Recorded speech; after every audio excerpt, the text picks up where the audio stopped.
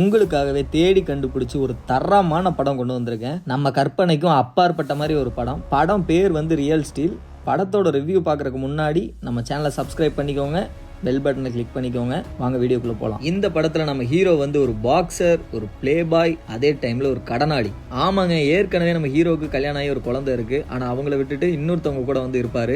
Boxing பண்ணுற நம்ம ஹீரோவோட நிலைமை மாறிடுச்சு. ஏன்னா டெக்னாலஜியில் வளர்ந்தனால கையில் சண்டை போடுற காலங்கள் போய் ரோபோட்டை தயாரித்து அது மூலிமா சண்டை கட்டுற காலங்கள் வந்துருச்சு. இதனாலேயே நம்ம ஹீரோ வந்து ரொம்ப கடனாளி ஆயிடுவார். ஏன்னா செகண்ட் ஹேண்டில் மொக்க ரோபோட்டை வாங்கி கொண்டு போய் சண்டை கட்டுறேன்னு சொல்லி சண்டை கட்டி தோத்துருவாப்புல. தோத்து பூரா பக்கம் கடனாக இருப்பார். திரும்ப யார்கிட்ட கடன் கேட்கறதுன்னு தெரியாம இப்ப இருக்கிற லவர் கிட்டயே ஒரு ஒர்க் ஷாப் இருக்கும், அதை வித்து ரோபோட்டை வாங்கலாம்னு சொல்லி ஆள் பிளான் பண்ணிடுவாரு. ஆனா அவங்க ஒத்துக்க மாட்டாங்க. ஏன்னா இவரை நம்பி நிறைய காசை விட்டுருப்பாங்க. சோ நம்ம ஆள் கையில காசு இல்லாம சுத்திட்டு இருக்கிறப்போ ஒரு ஜாக்பாட் அடிக்குது. என்னன்னு கேட்டீங்கன்னா, அவங்க எக்ஸ் ஒய்ஃப் வந்து இறந்துடுறாங்க.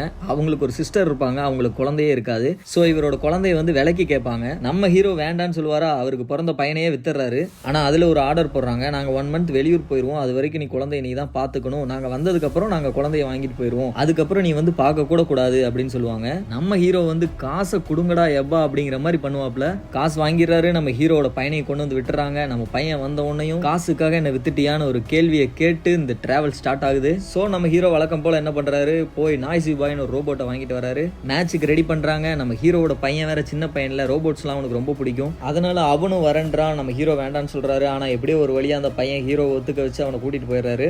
மேட்ச் ஸ்டார்ட் ஆயிருச்சு. நம்ம ஹீரோ ஆரம்பத்துல எல்லாம் மாஸ்க் காட்டுவாருங்க, ஆனா எண்டிங்ல சொதப்பிடுவாரு. சேம் அதே மாதிரி இந்த டைமும் போயிருச்சு. ஐசி பாய் ரோபோட்டோட தலை துண்டா வந்து விழுந்துரும். சோ நம்ம ஹீரோ வந்து மறுபடியும் பழைய நிலைமைக்கு வந்துறாரு. சுத்தமா கையில காசு இல்ல, என்ன பண்றதுன்னு தெரியல. அடுத்த ரோபோட் வாங்கணும். அதுக்காக பழைய ரோபோட் ஸ்பேர்ஸ் விற்கிற இடத்துக்கு யாருக்கும் தெரியாம இவங்க 2 பேர் நைட்டு திருட போவாங்க. அந்த டைம்ல ஹீரோவோட பையனுக்கு வந்து குப்பையில இருந்து ஒரு ரோபோட் கிடைக்கும், அதை எடுத்துட்டு வராங்க. அந்த ரோபோட்டை ஹீரோக்கு சுத்தமா பிடிக்காது, ஏன்னா அது பழைய ரோபோட். ஆனா நம்ம பையன் தூங்காம கொள்ளாம அதை ரெடி பண்ணிடுறான். ரெடி பண்ணி அதை மேட்சுக்கு எடுத்துட்டு போறாங்க. நம்ம ரோபோட் பழைய ரோபோட்ல ஓல்ட் இஸ் கோல்டுன்னு சொல்ற மாதிரி எத்தனை அடி வாங்கினாலும் தாங்குது. ஏன்னா அந்த ரோபோட்ல இருக்கிறதுல ஃபுல் ஸ்டீல். தோத்துரும் நினைச்சிட்டு இருந்த நம்ம ரோபோட் வந்து நாக் அவுட் பண்ணி வின் பண்ணிருது. அதுக்கப்புறம் எண்டிங்கே இல்லைங்க, நம்ம ஹீரோ கையில காசு வந்துரும். நிறைய மேட்சஸ் தொடர்ந்து வின் பண்றாங்க. நம்ம ரோபோட் வின் பண்றத பார்த்து ஆப்போசிட் கேங் பயந்துருவாங்க. சோ நம்ம ஹீரோ கிட்ட வழக்கம் போல வேலை பேசுறாங்க. நம்ம ஹீரோவும் அதுக்கு ஒத்துக்கிறாரு. நம்ம ஹீரோவோட பையன் மட்டும் ஒத்துக்கல. இது ஏன் ரோபோட், நான் விற்க மாட்டேன், நான் சண்டைக்கு தயாராகிறேன் அப்படின்னு சொல்லி ஆப்போசிட் கேங் கூட சவால் விடுவான். ஃபைனல் மேட்ச் நடக்குது. யாருமே தோக்கடிக்க முடியாத ஜூயிஸ்ன்ற ரோபோட்டை நம்ம ரோபோட் அடிச்சு தும்சம் பண்ணிடுது. ஆனா தோத்துறாங்க.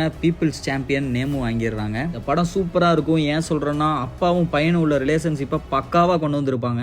இருக்கிறத வச்சே நம்ம சந்தோஷமா வாழலாம் அப்படின்றத சொல்லாம சொல்லியிருப்பாங்க இந்த படத்துல. படம் பாருங்க. படம் பிடிச்சிருந்தா எனக்கு ஒரு கமெண்ட் மட்டும் பண்ணுங்க. Bye friends.